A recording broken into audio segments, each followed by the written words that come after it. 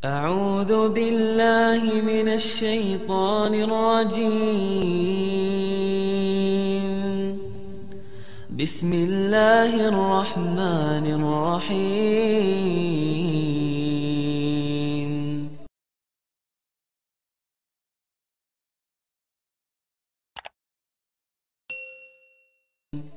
Tapi kita nikmati jamaah sekalian, hidup dengan apa adanya. Karena umur kita ini sangat singkat, sangat padat, cepat. Hari ini kita bisa bersama-sama bertemu, tapi belum tentu besok bertemu. Nikmati hidupmu jamaah sekalian. Jangan anda bikin diri stres. Allah tidak senang kalau kita susah. Allah tidak senang kalau kita stres. Allah tidak pernah susahin hamba. Tapi sayang sekali hamba maksa diri mau hidup susah. Jangan ada yang merasa mengapa Allah uji saya. Allah tidak pernah mau uji kita. Kalau Allah uji kita berarti Allah berikan tanda supaya kita sadar ada kesalahan. Ada salah apa? Pasti ada satu kali kita ketiduran salat subuh. Bagaimana kalau berkali-kali? Ada pernah sekali tambah kita sadar dan tambah sengaja kita nyakiti perasaan ibu. Kita lupa. Ada sebuah ucapan.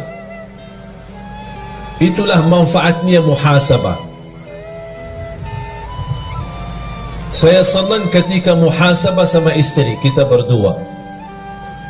Setiap 1 minggu 1 kali. Apa kesalahan saya selama seminggu? Dan apa kesalahan kamu selama seminggu?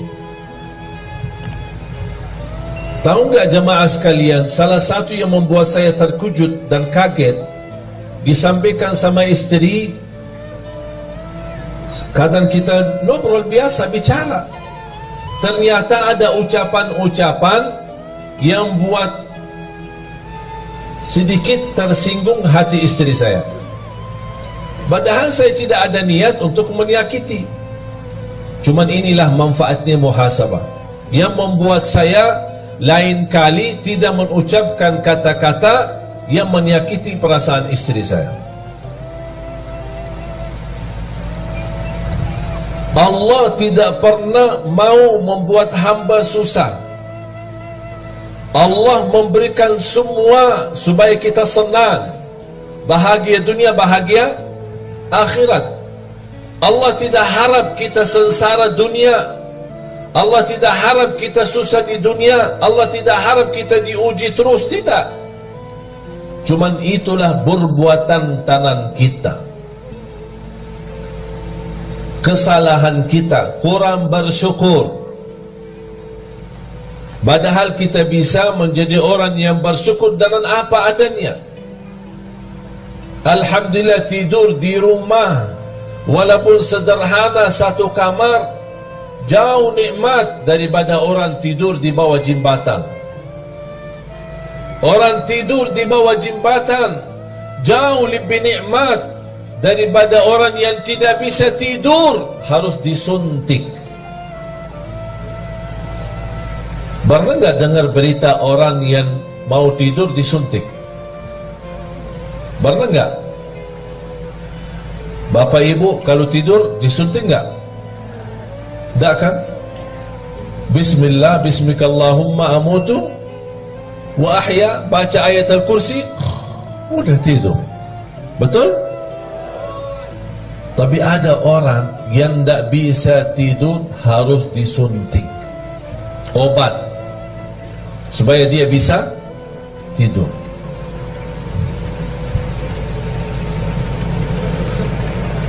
Agar kita bisa merasakan nikmatan yang Allah berikan, walaupun nikmat itu sederhana dan sedikit, kita ingat orang lain yang tidak punya apa-apa. Jangan kita melihat orang yang punya banyak. Kalau sudah punya mobil, jangan lihat mobil yang lebih mewah, tapi lihat orang yang masih punya motor. Supaya mobil yang kita punya, Masya Allah, nampaknya kaya raya saya. Walaupun sehari mobil bisa jalan, sehari didorong, tapi namanya alhamdulillah ada mobil. Ada satu cerita, ada orang punya mobil mewah, pas berhenti di lampu merah, di sampingnya ada mobil cukup mewah tapi beda model. Misal mobil Mercy sama BMW, bagusan mana? Sama-sama bagus ya. Orang yang bawa BMW melihat Mercy pas lampu merah, aduh, dari dulu cita-cita saya punya Mercy, tapi dapat BMW. Di samping BMW ada lagi mobil Kijang, Innova. Subhanallah, mobil BMW ini luar biasa. Kapan saya bisa punya BMW? Di samping Innova ada Avanza. Ya Allah, kalau mobil Innova terbaru beda luar biasa. Kapan ya saya bisa lepas mobil Avanza itu? Pas di samping Avanza ada orang naik motor. Ya Allah, kapan bisa punya Avanza? Yang di samping bawa motor, ada bawa sepeda. Aku udah saya tua-tua, begal setiap hari naik sepeda. Kapan bisa punya sepeda motor biar cepat selap-selip?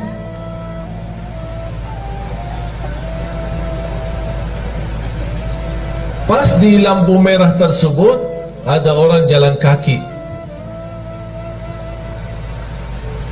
Subhanallah, sepeda tadi itu bagus, kayaknya tidak berapa harga. Mimpinya cuma sepeda.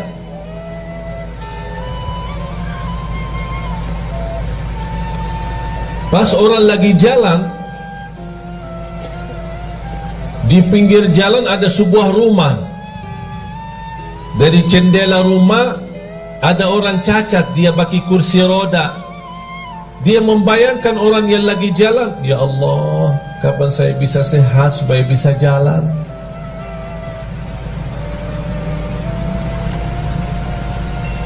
Sudah faham Bapak Ibu? Yang punya BMW minta Mercy, yang punya Innova minta BMW, yang punya Avanza minta Innova, yang punya motor minta Avanza, yang punya sepeda minta motor, yang jalan kaki minta sepeda, yang tidak jalan sama sekali karena lumpuh atau sakit atau cacat kakinya, dia minta, tidak minta apa-apa, hanya minta supaya bisa jalan.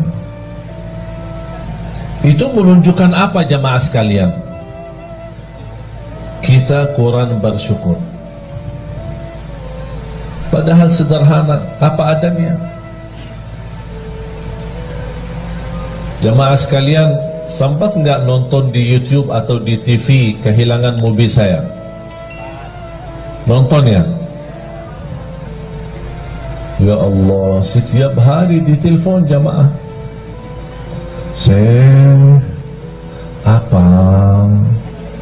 Udah ketemu mobilnya belum? Mobil apa? Aku aja lupa. Dapat berpikir. Cuma luar biasa pikiran jamaah semua. Telepon, WhatsApp, nanyain setiap hari. Pas saya tadi dari bandara ketemu orang, begitu salaman, subhanallah, saya suka nonton di TV pas hilang mobilnya. Pas hilang mobilnya. Udah bertahun-tahun di TV kok pas nonton pas hilang mobilnya. Udah ketemu mobil enggak? Tadi malam jam 1 saya tiba dari Jordan. Hampir jadwal semalam dah jadi. Cuma saya diinfokan sama tim sudah sampai duluan. Kasihan jemaah udah ramai. Udahlah terbang lagi. Jadi tiba jam 1 sampai rumah jam 2, terbang lagi jam 5. Udah siap-siap ke bandara. Jadi belum istirahat cukup. Tapi kita nikmati jamaah sekalian, hidup dengan apa adanya. Bapak Ibu, salah satu nikmat yang kita belum sadari adalah nikmat beramal saleh. Bu, Ibu datang jauh-jauh kan? Ada yang naik mobil, ada yang naik motor, ada yang jalan kaki, ada yang angkot. Betul kan? Buat apa datang? Hah? Buat apa? Mau ngaji, mau belajar. Terus habis belajar ngapain? Diamalkan. Semestinya diamalkan. Terus selama ini ngapain? Diamalkan enggak? Ya kadang-kadang. InsyaAllah diamalkan ya. Bapak Ibu datang jauh-jauh menghadiri majlis supaya sama-sama belajar. Itu namanya beramal salih. Beramal itu beramal salih tidak semua semudah bisa mengamalkan. Itu sendiri anda bisa beramal salih karena Allah memberikan kemudahan. Ada seorang jamaah di salah satu daerah di Kalimantan Timur. Setiap hari tanya jawab, WhatsApp. Begitu dia tahu berita saya mau datang ke daerahnya, beda tempatnya dia ke masjid pas acara paling 30 menit. Dan dia sudah menyediakan diri untuk menghadiri acara. Dan ada niat mau bertemu langsung sama saya. Saya bilang insyaAllah siap, nanti kita ketemu. Pas hari H dah bisa datang. Sampai selesai acara, sampai saya pulang, sampai dia telefon-teleponan, nangis-nangis, minta saya tunggu di bandara. Saya tunggu di bandara, belum juga ketemu. Sampai saya terbang pulang. Padahal barangkali posisi dia dibanding jamaah lain, dia cukup dekat. Tinggalin urusan sebentar, datang bertemu pulang. Tapi Allah belum mengizinkan. Jadi posisi Bapak Ibu menghadiri majlis ta'lim bukan soal mampu, bukan soal ada yang dekat ada yang jauh, tapi bersoalannya siapa di antara kita yang diberikan oleh Allah karunia taufik, hidayah. Itu sendiri merubah nikmat dan amal saleh. Itu yang wajib jamaah sekalian ingat. Kita bisa beramal salih karena Allah menganugerahkan kemampuan untuk beramal salih. Silahkan pergi ke kuburan. Kalau boleh kita berbicara dengan mereka yang ada di kubur, dan mereka bisa jawab apa pertanyaan kita kepada mereka.